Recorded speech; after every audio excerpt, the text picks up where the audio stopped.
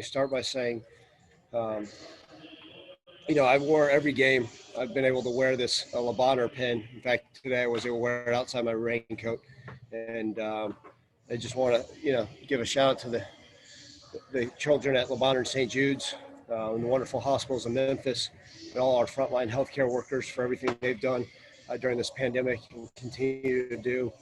But this was for the children at Le Bonheur and St. Jude's. And, we talk about the resiliency of our team, and that's been the word we used.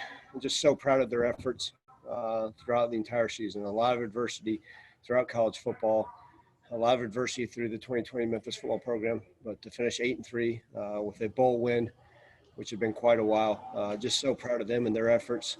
Credit to our coaching staff, the support staff, our medical staff, all these people made this season a success. Just to go out and play 11 games. It's an honor to coach these young men, and I couldn't be more proud to hoist that trophy next to such fine young men. So proud and so honored of these fantastic football players, student athletes, and they'll go down in history for their fight and everything they did during this season. Steven, first question. Hey, Ryan, how's it going? Good, Steven. How are you? Hey, I'm doing all right. Congrats on your first bowl victory. Hopefully it's the first of many. I guess with everything you guys have just been through this season, your first year, pandemic, et cetera, the list goes on. Is it safe to say you consider this season a success after the win tonight? Yeah, Steven, I will. I will consider this a success. And really, like I told our guys before the game, and then I just got done telling them in the locker room, the lessons that we'll take from this 2020 football season, they can carry for a lifetime. And to me, that's a success. Was it the best record in Memphis history? No. But to finish 8-3 with one of the best winning percentages in the last 50 years, that is a success. But I measure it also off the field. These young men faced adversity. They faced so many different things. They could have waved in the white towel. I believe by the end of the game, we dressed 53 scholarship players that were able to play in that game. And those guys that have stuck around and fought and continue to fight and do it the right way, I'm just so proud of them. And I think those are lessons they'll be able to learn, right? To keep fighting, keep doing things the right way, and good things will come. And so, yeah, Steven is a success, and I just couldn't be more proud of a group of young men than those limited that were in the locker room just now. All right, just one quick follow-up before I pass it on. It's been a while since I saw a coach get an unsportsmanlike conduct. I just want to know what you said, Ryan. Selfish for me. Let me start by saying that's 100% on me. We talk about selfish things that are occurring not only in society but in the football field. And, you go from playing a 0 penalty game versus Houston, and then my dumb butt goes out there and gets an unsportsmanlike penalty. I was just telling him how much I liked his outfit, and that's what I was telling him. And then, I was wishing him happy holidays, but he must have thought I said something else. Terry?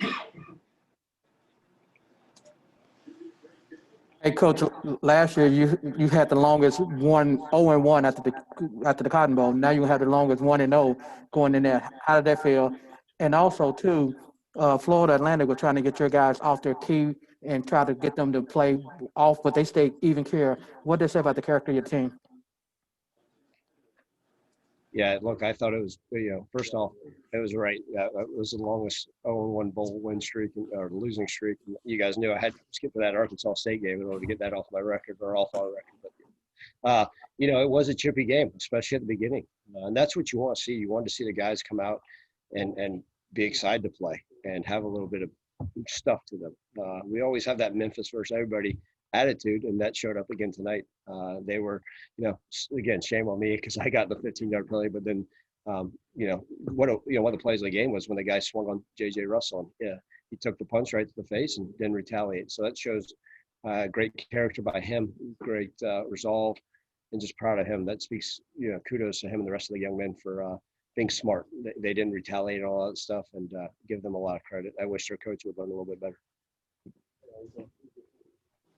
Isaac? Hey, first off, congratulations, Coach, on your first bowl win. Great victory out there tonight. Thank you, Isaac.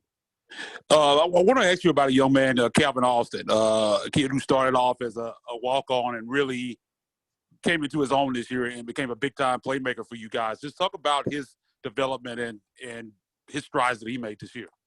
Yeah, Isaac, the nice thing is it seems like week in and week out, I get to sit there and have these great conversations about Calvin Austin, which anybody that knows a young man, like I said, this is his first year uh, as a scholarship player. This is his first bowl game as a scholarship player.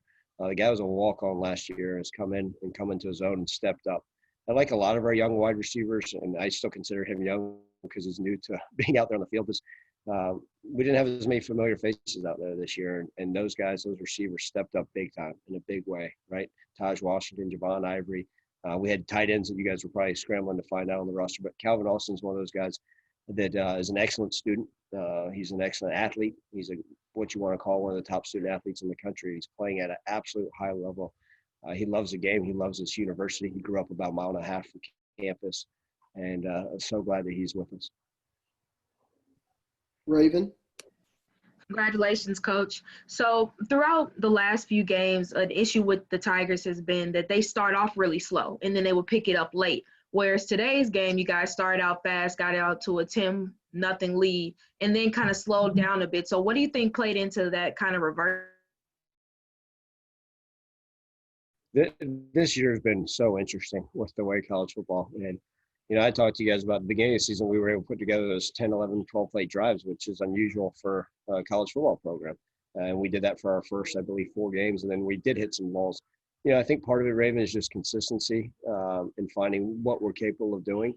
When you're dealing with 18 to 22-year-olds, sometimes it's maybe the focus or maybe the energy. This year, we've seen it all. And but credit to them. I think one of the things that was able to help us is get the running game going a little bit earlier. You guys have known the struggles. I'm waiting for someone to say what made the running game different this week than last. I don't know, but I just think it's finding consistency and a rhythm, Raven, in all 3 phases. And I think we were able to finally get a little bit of that at times tonight. And then obviously we have our lulls, but welcome to college football. Ryan. Thank you, Coach. Congrats on the win. Since you're waiting for it, I'll go ahead and ask, what was the difference this week with the running game? And second part of that, Asa Martin, just how important he was in this game.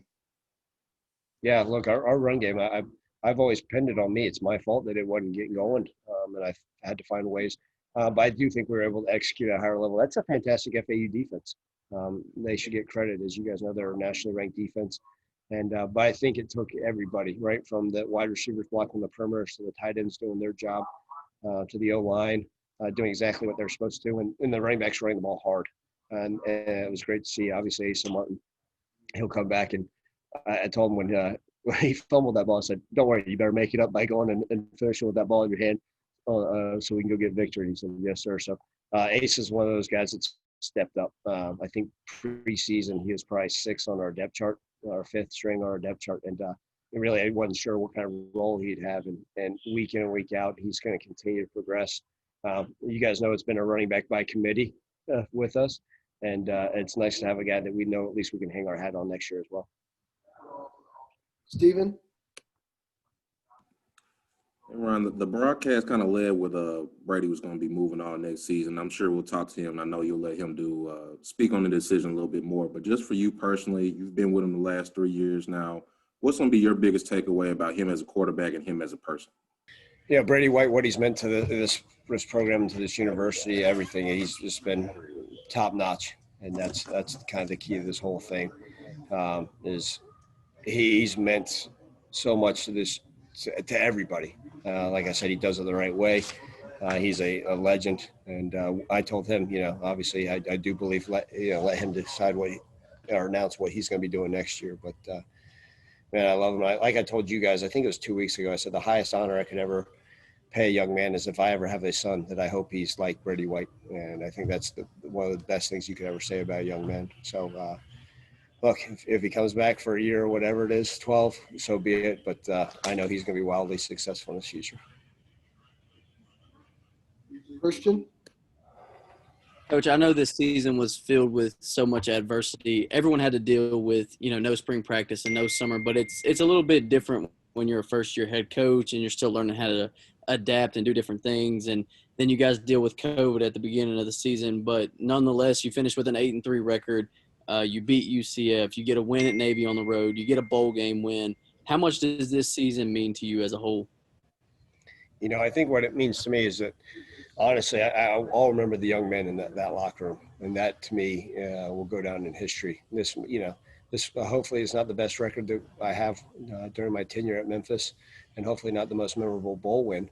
But what it will be is probably my most memorable season because of all the things that we faced. And so, to me, it's not just about the success. Yeah, it's great to be able to accomplish those things, but it's truly those guys in the locker room. I mean, I love them. It's an honor to work with them and be side by side with them. And again, if you guys think about this, y'all don't understand what these young men have gone through. It is not easy. And I'm not comparing this to what the rest of the world issues, but what these guys face day in and day out. It's gotten easy for these guys this year to just say, hey, I'm done. I can't do this anymore. And there's quite often times they could have done it, especially as some of their fellow teammates weren't able to join us. I always remember is these guys that fought. They're fighters. You know, we used the word warriors the other day. I just, again, couldn't ask for a better group of young men to go to battle with day in and day out, and just so proud of them. So that's how I'll remember this year. Terry, last question. Hey, Coach, being an offensive line coach in the fourth quarter, you did something that you've been trying to do for the last 4 games, run the ball. And what type of satisfaction you get out of that, and taking the life out of the defensive? Yeah, those 4-minute runs, that's what any old O-line coach lives by. You know, you guys are going to have the chance to talk to JoJo Dorsey here in a minute. And, yeah, I mean, he's if he had his druthers, we'd line up in 22 personnel and just hand the ball off and call the exact same play over and over and over. But, yeah, it's going to be hard to get this grin off my face, at least for the next 8 hours. I'll be smiling pretty happy. And then, as you guys know, it's I appreciate this. We'll put this to a win, and I'll enjoy this probably through Christmas and then on to next year. But the future is very bright at Memphis, and glad we were able to get this done. Again, that's for the city. And like I said at the beginning of the deal, it's for the children at Le Bonheur and St. Jude's that we don't get to recognize enough, and all our healthcare workers that are continuing to fight during this pandemic.